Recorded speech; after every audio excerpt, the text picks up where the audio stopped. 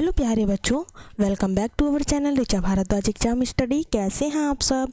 Hope so सब अच्छे होंगे। तो चलिए बच्चों, आपके हिंदी के जो प्रैक्टिस सेट है उनको यहाँ पर स्टार्ट कर लेते हैं, क्योंकि आपके प्रैक्टिस सेट कंटिन्यू चलाए जा रहे हैं। अगर आपने अभी तक पिछले प्रैक्टिस सेट को नहीं देखा है तो आप देख सकते हैं, चैनल की प्लेलिस्ट में जाइए, आपको बहुत सारे प्रैक्टिस सेट बहुत से सब्जेक्टों के मिल जाएंगे। तो चलिए स्टार्ट करते हैं अपने आज के इस नए प्रैक्टिस सेट को। पहला क्वेश्चन आपकी स्क्रीन पर शो कर रहा है, पढ़ लेते हैं क्या कह रहा है। पहला क्वेश्चन है, निम्नलिखित में रूढ़ शब्द है। रूढ़ शब्द यहाँ पर आपको बताना है। क्या बताना है? रूढ़ शब्द। दूध वाला, घुड़सवार, नाक या फिर लंबोदर। 4 ऑप्शन यहाँ पर दिए जा रहे हैं। चारों ऑप्शन में से सही आंसर क्या हो जाएगा?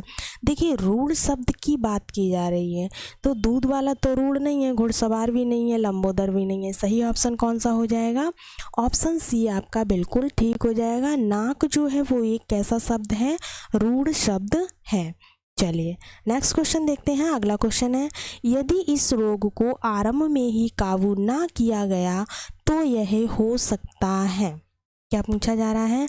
यदि इस रोग को आरंभ में ही काबू ना किया जाए तो यह हो सकता है।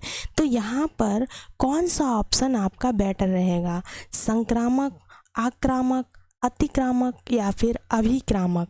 तो बच्चों देखिएगा, जब भी यहाँ पर ऐसा क्वेश्चन पूछा जाए कि यदि इस रोग को आरंभ में ही काबू ना किया जाए तो यह बीमारी यहाँ पर दिखाई जा रही है ना, तो बीमारी कैसी होती है? बीमारी हमेशा संक्रामक होती है, यानी कि ऑप्शन ए आपका बिल्कुल ठीक आंसर हो जाएगा।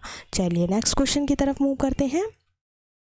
अगला क्वेश्चन हमारा है, निम्न में से ई प्रत्यय से निम्न निर्मित शब्द कौन सा नहीं है? यहाँ पर 4 शब्द दिए जा रहे हैं। चारों में से पूछा जा रहा है कौन सा ऐसा शब्द है जिसमें ई प्रत्यय का मतलब प्रयोग नहीं किया गया है। तो देखिए ऑप्शन है, मंडली है, नगरीय है, टोकरी है, नाली है। तो बच्चों देखिए आपका इसमें से कौन सा ऑप्शन ठीक होना चाहिए? देखिएगा, मंडली में ई प्रत्यय नहीं है, टोकरी में भी ई प्रत्यय नहीं है, नाली में भी नहीं है, क्योंकि ये तीनों ही अपने आप में एक अनोखे शब्द हैं। नगर में ई प्रत्यय का प्रयोग हुआ है, तभी उसको कहा जाता है नगरीय। ठीक है, ऑप्शन बी आपका कैसा हो जाएगा? बिल्कुल राइट हो जाएगा। इसी प्रकार से आपके होते हैं, जैसे हो गया आपका ईश्वर से बना है ईश्वरीय। ठीक है, ईश्वरीय में भी ई प्रत्यय का प्रयोग हुआ है। इसी तरह से दयनीय हो गया। क्या हो गया? दयनीय। ठीक है, चलिए नेक्स्ट देखते हैं।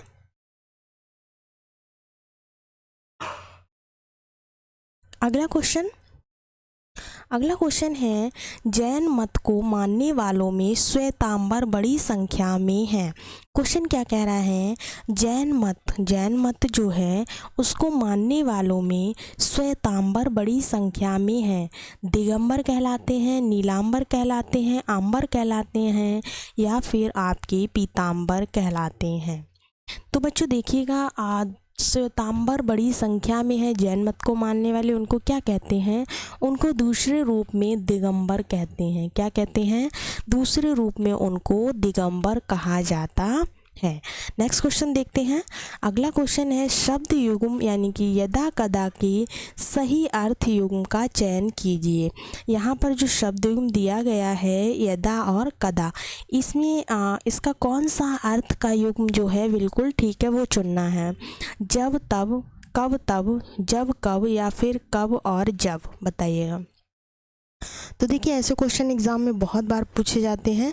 यदा कदा यानी यदा का मतलब जब और कदा का मतलब कब। ऑप्शन सी यहाँ पर बिल्कुल ठीक हो जाएगा। नेक्स्ट क्वेश्चन देखते हैं। अगला क्वेश्चन हमारा है, ऊपर की ओर उछला हुआ। ऊपर की ओर उछला हुआ के लिए एक शब्द कौन सा होगा? क्वेश्चन पूछ रहा है, जो ऊपर की ओर उछला हुआ उसके लिए एक शब्द क्या होगा?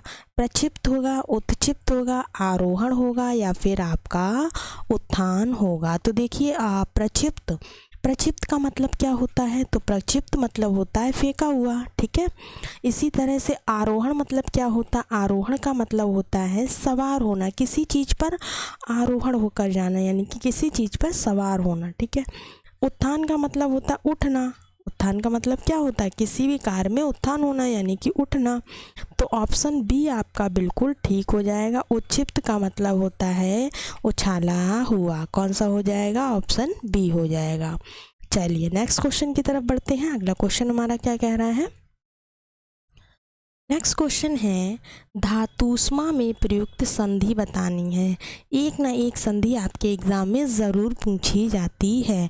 धातुष्मा जो शब्द है उसमें प्रयुक्त होने वाली संधि बताना है।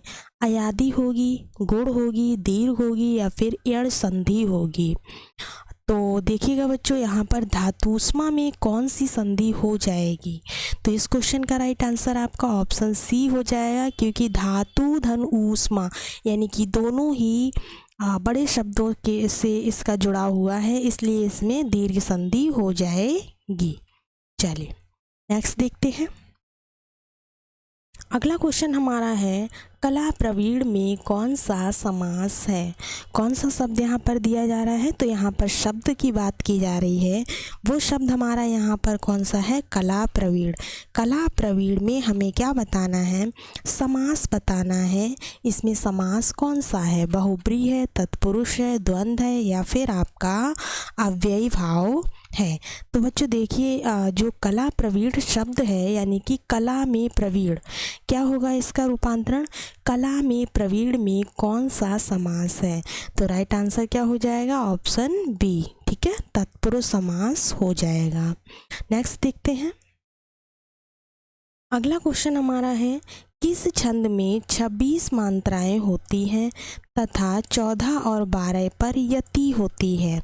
पूछा जा रहा है वह कौन सा छंद है जिसमें मात्राएं तो 26 होती हैं लेकिन वहाँ पर जो यति होती है वो 14 और 12 पर होती है। ठीक है, तो यहाँ पर जो राइट आंसर होगा वो क्या हो जाएगा? वीर होगा, सोलठा होगा या फिर गीतिका होगा या फिर छप्पय होगा। तो बच्चों देखिए, 26 मात्राएं हो और 14 और 12 पर यति हो, तो ये आपका हो जाएगा छंद कौन सा? गीतिका छंद हो जाएगा। कौन सा हो जाएगा? गीतिका में ये वाला रूल फॉलो होता है। चलिए नेक्स्ट देखते हैं। अगला क्वेश्चन है दीप सा मन जल चुका है, इस पंक्ति में वाचक शब्द क्या है? दीप सा मन जल चुका है, इस पंक्ति में वाचक शब्द क्या है? दीप होगा, सा होगा, मन होगा या फिर जल चुका होगा। तो देखिएगा बच्चों, चारों में से जो आंसर है वो क्या हो जाएगा आपका? दीप सा मन जल चुका, इसमें वाचक शब्द हो जाएगा आपका सा, यानी कि ऑप्शन बी आपका बिल्कुल ठीक है। चलिए नेक्स्ट ऑप्शन की तरफ बढ़ते हैं। अगला क्वेश्चन क्या है? दिनों का फेर होना, किसका? दिनों का फेर होना मुहावरे का अर्थ बताइए। ऑप्शन में क्या दिया है? अजीब हालत होना या फिर बहुत जल्दी जल्दी होना या फिर भाग्य का चक्कर होना या फिर दिन काटे ना कटना। थोड़ा सा कॉमन सेंस लगाइए, आपको आंसर तुरंत आ जाएगा। दिनों का फेर होना मतलब क्या होगा? मतलब ये होगा कि भाग्य का साथ ना देना, यानी कि भाग्य का चक्कर होना। दिनों का फेर होना क्या हो जाएगा? ऑप्शन सी आपका बिल्कुल ठीक होगा, भाग्य का चक्कर होना। चलिए नेक्स्ट देखते हैं। अगला क्वेश्चन हमारा क्या है? रचनाकार और रचना का कौन सा युग्म सही नहीं है?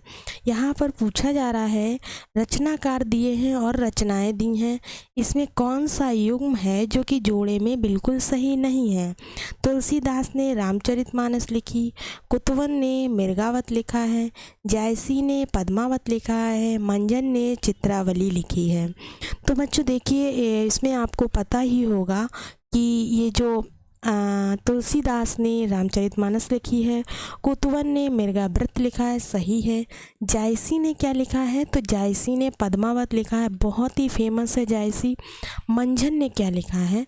तो मंझन ने आपके चित्रावली नहीं लिखी है, यानी कि ऑप्शन डी जो है वो आपका क्वेश्चन का आंसर हो जाएगा। चलिए